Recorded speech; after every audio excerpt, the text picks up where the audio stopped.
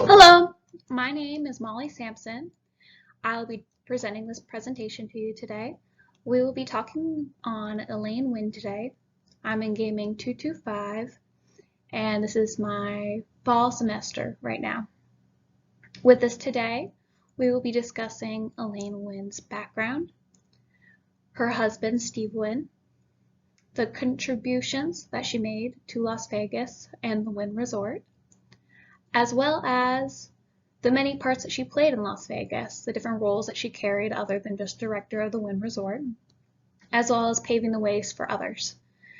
She's an amazing woman, and she's been described as words such as grace, elegance, and down to earth. And I hope to be able to present this to you throughout the PowerPoint. Now, at the end of this PowerPoint, I do hope that you realize what an amazing person Elaine Wynn is and the contributions that she was able to give to Las Vegas and the Wynn Resort. Now, Elaine Wynn has many different roles and different things that she was able to do before she became Elaine Wynn.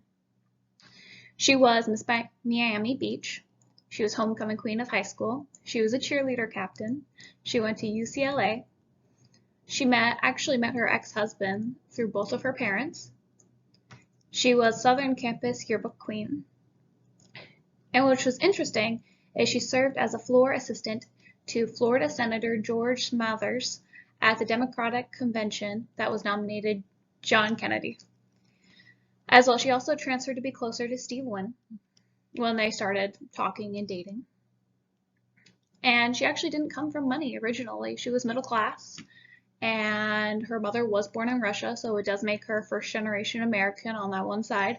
And she actually had a job. She worked on Sundays to get money in order to spend. Her parents did pay for her school. However, she did need money throughout the week, and she didn't ask for them. She actually worked for it, which is quite incredible for where she came from. Now, meeting her husband, Steve Wynn, they met over winter break, freshman and sophomore year of college. Her father and his father were actually very big gamblers. They actually ranked up quite a bit of debt for Steve Wynn. They actually introduced each other, though. The fathers actually set them up on a date, and that's how they met. He wooed her with romantic tapes that he DJ'd himself from radio stations. However, it is said that it was actually the intellect that got her, and that's what really sold her on Steve Wynn. And then when his father died, suddenly, they ended up taking over the bingo parlor that Steve Wynn's father owned. Now, it's important to have Steve Wynn in this PowerPoint because Elaine Wynn and Steve Wynn worked side by side together. They were a team. It wasn't Steve Wynn climbing the ladder and Elaine Wynn below. They were together and they worked together. Steve Wynn actually didn't come from money as well. He has a BA in English from the University of Pennsylvania. However, his father did die suddenly, so he didn't get to use his degree during that time.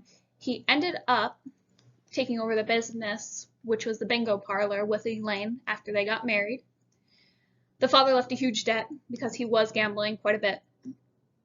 Steve later became in charge of the slots from the Frontier in Las Vegas, and that's how he came to Las Vegas with Elaine. And then later on, they bought their first property at the Golden Nugget. And then Elaine also was helped credited for designing and giving contributions to the Mirage and the Wynn Las Vegas. They also expanded their knowledge and ability towards Treasure Island, Bellagio, Encore, the Wynn, Morocco. And honestly, he was known as a visionary. And she was known as like the sounding board, very grounded, very even-tempered. She was definitely the one where you came to first before Wynn. Now, when creating the Wynn resorts, as you can see in this timeline right here, you can see the different hotels and the times that they were built and when they were opened. The Wynn Resort, however, was $2.7 billion opening it. It took 5 years of construction and design. It was 24 hours around the clock. Wynn had people working and pouring concrete. There's approximately 2,700 hotel rooms, and the square footage is massive. Elaine was involved in the design and construction of multiple casinos. Elaine's impact on the Wynn was overseeing spa amenities. She was constantly updating them. She was constantly being innovative. She even picked the uniforms that they wore for each department and put thought into it, as well as the chocolates that they carried, the chocolatiers, the luxury shops that they carried. All of that was her. Now, the following clip will be on the Forbes Travel Guide of 2021. This Forbes Guide shows you the amount of effort that they put into their marketing team, how the music engages you and heightens your senses, to the immaculate flowers, to the types of wines that they have. This music, it makes you want to feel a part of the Wynn Resort. It also tells you the different things that they offer, that it's a Forbes. And the best of all is the ending. The opinion we care about the most is yours. Because it's true. Now, with Elaine Wynn, there are limelight cons. Her daughter was sadly kidnapped, her 26-year-old daughter, and Steve Wynn had to withdraw $1.5 million. He was actually given a call at the Mirage that his daughter was being held captive out of her home and kidnapped. She was safely returned, luckily, and she was only 3.7 miles from her home, and she was in the backseat of her car. Now, they did find the man, luckily, but it did take some time. She ended up divorcing Steve Wynn in 1986 after 23 years of marriage, and then yet again remarried in 1991 to Steve Wynn, and then re-divorced. So they were off and on, and they re-divorced in March 2009. So this was one of the most expensive divorces on record.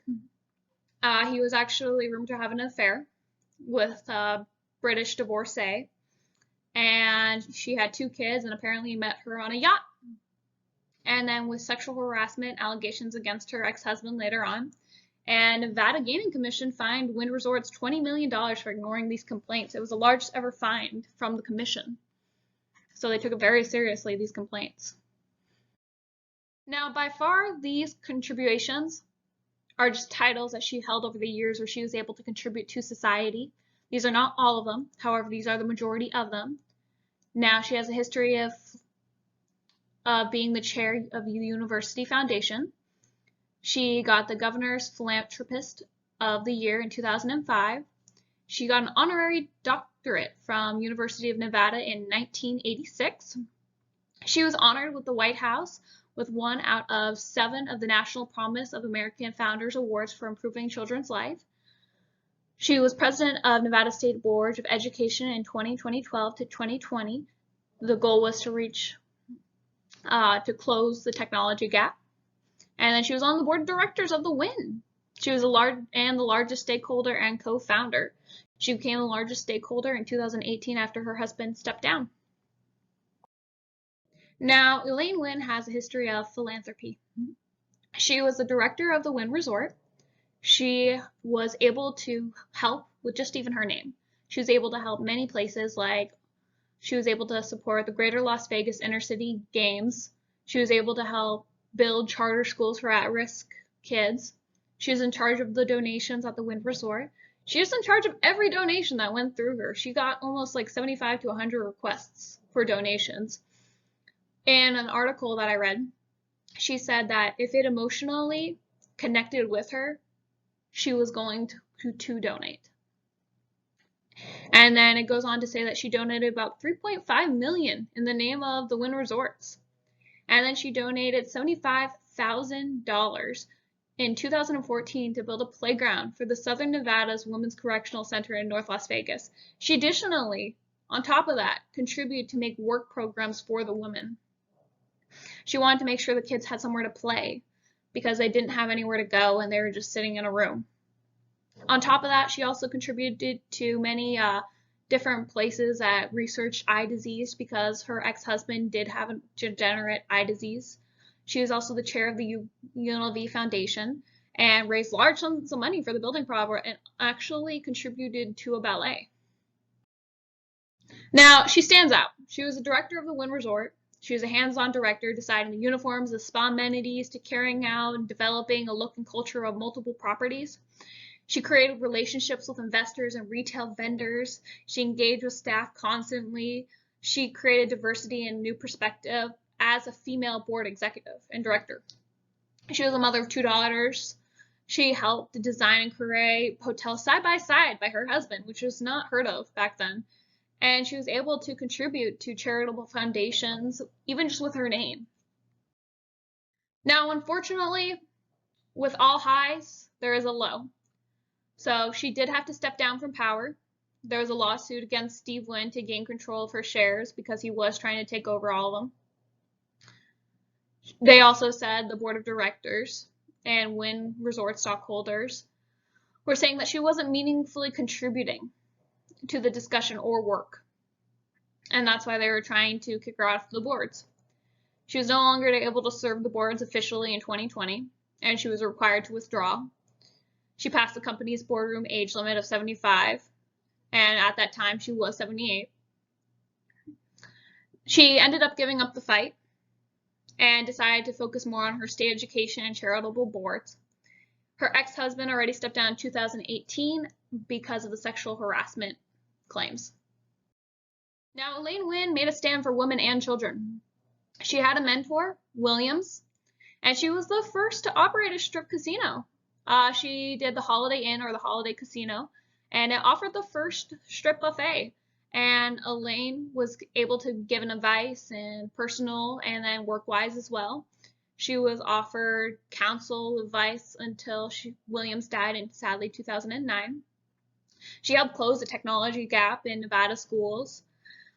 They helped set up Wi-Fi in houses. They were able to give resources like laptops. They partnered with like Cox Wi-Fi, Google Chrome laptops. She became the 13th richest self-made woman in the U.S. of 2021. She was a shareholder in the Wynn in Las Vegas, $2.2 billion. And she was an amazing woman. Elaine Wynn was an amazing human being. She contributed so much to Nevada. She contributes so much to our surroundings, our education, our ability to learn, to become stronger, to see how women board executives can make a difference and can change and can work side by side by business partners. They don't have to be a step below. She was able to create so many things and diversify and create so many relationships that clearly have made Las Vegas the way it's been now. I hope that you pulled this information from this, and I hope that you can see what an amazing human being she was and how much she was able to contribute. And thank you so much for watching my presentation today.